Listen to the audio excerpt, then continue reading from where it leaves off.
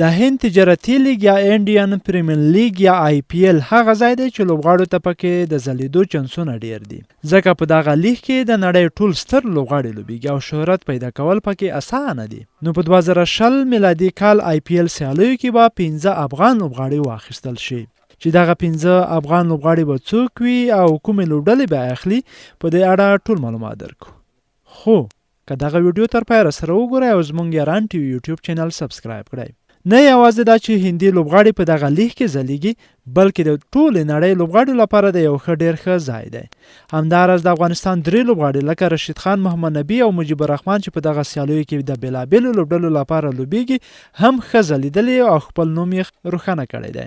د آی پی ایل د 2020 کال پړاو لپاره بولای ته هم لږ ورځې پاتې دي او په همدې تړاو در سره د 15 هغه افغان لوبغاړو په تړاو معلومات شریکو چې ښایي د 2020 آی پی ایل سیالیو لپاره واخیستل شي.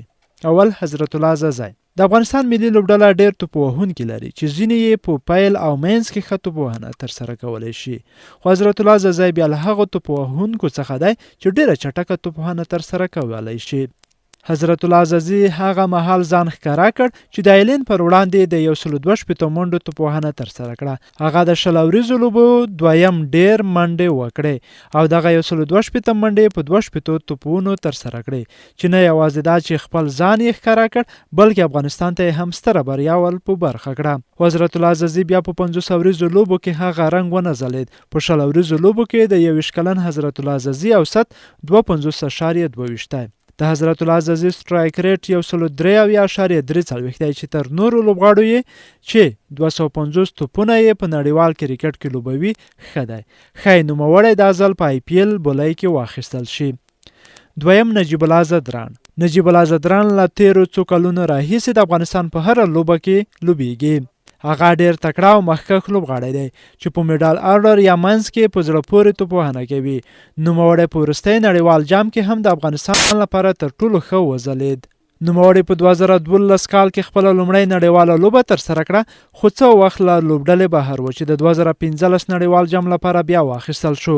همداراز د کمزوري لوبې له امله هغه تر 2019 مخکې له لوبډلې کېنول شو خو په 2018 کې نوموړی یو ځل بیا له ښو لوبغاړو څخه شو. نوموړی نه یوازې دا چې په یو ورځنیو لوبو کې ښه لوبغاړی دی بلکې په 20 ورځو لوبو کې هم ښه ریکارډ لري. نوموړی 101 ورځو لوبې کړې او اوسط یې 122.4 دی. هغه یو له هغه افغان لوبغاړو څخه دی چې په آی پی ایل بولای کې به ښایي کومه لوبډله واخلي. دریم قیس احمد. افغانستان یو له هغه کرکټ هیوادونو څخه دی چې سپین بلران پکې ډېر تولید کیږي. دغه سپین بلرانو په ټوله نړۍ کې په 20 ورځو لوبو کې نوم پیدا کړی دی لکه رشید خان، مجيب او تزا ظهیر خان. دا ټول هغه توپ اچوونکي دي چې افغانستان یې ډېر مخکې بیولی دی. 19 کلن قیس احمد بیا په دغه برخه کې نوی توپ اچوونکی دی.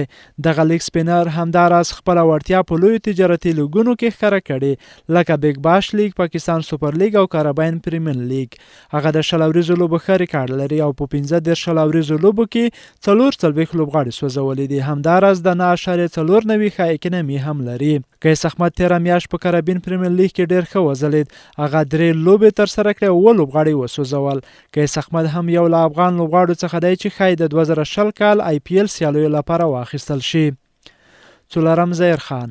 بل سپینر ظهیر خان دی او نوموړی بیا چاینامین هم دی چې په وروستیو کلونو کې خپله وړتیا ښکاره کړې ده.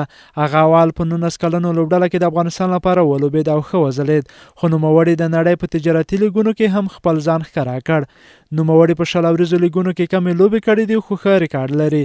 هغه په 40 ورځو لوبو کې 50 لوبغاړي سوځولي او په 20.1 اوسط لري. دغه چاینامین توپ اچوونکی همداراز یو ورځنی او ټیسټ لوبې هم ترسره کړې دي.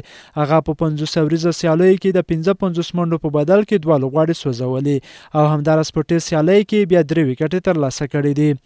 ظهیر خان آی پی ایل 2018 کال کې رجسټران ریز لوبډلې په 600,000 هندي کلدارو باندې اخیستی و خو نوموړی د ټپونو له امله د نړۍ په دغه غوره لیګ کې ونه لوبېد او بیرته هیواد ته راستون شو. نوموړی اوس په هغه افغان لوبغاړو کې شامل دی چې ښایي دا ځل هم بولۍ کې واخیستل شي. پنځم شفیق الله شفق. شفیق الله شفق چې د افغانستان لپاره یې 40 ورځنۍ او 46 شل اوریزو لوبې ترسره کړې دي تر افغانستان بهر هغه څه هم ډیر نوم نه لري او ښایي دا فکر هم وشي چې څنګه کیدای شي هغه په آی پی ایل کې ولوبېږي ځکه ریکارډ یې ډیر ښه نه دی خو شفیق الله شفق هغه چټک توپ وهونکی دی چې خپله وړتیا یې ښکاره کړه هغه کولی شي د لوبې رزلټ ته تغییر ورکړي ځکه نوموړي په یو ځایي شل اوریزو لوبه کې غبرګه سلیزه هم وهلې ده په نړیوالو شل اوریزو لوبو کې د شفیق الله شفق سټرایک ریټ 145.9 دی همداراز په ټول شل اوریزو لوبو کې د هغه سټرایک ریټ بیا 143.6 دی دغه 30 کلن چټک توپ وهونکی هم یو له افغان لوبغاړو څخه دی چې ښایي د 2010 آی پی ایل سیالیو لپاره واخیستل شي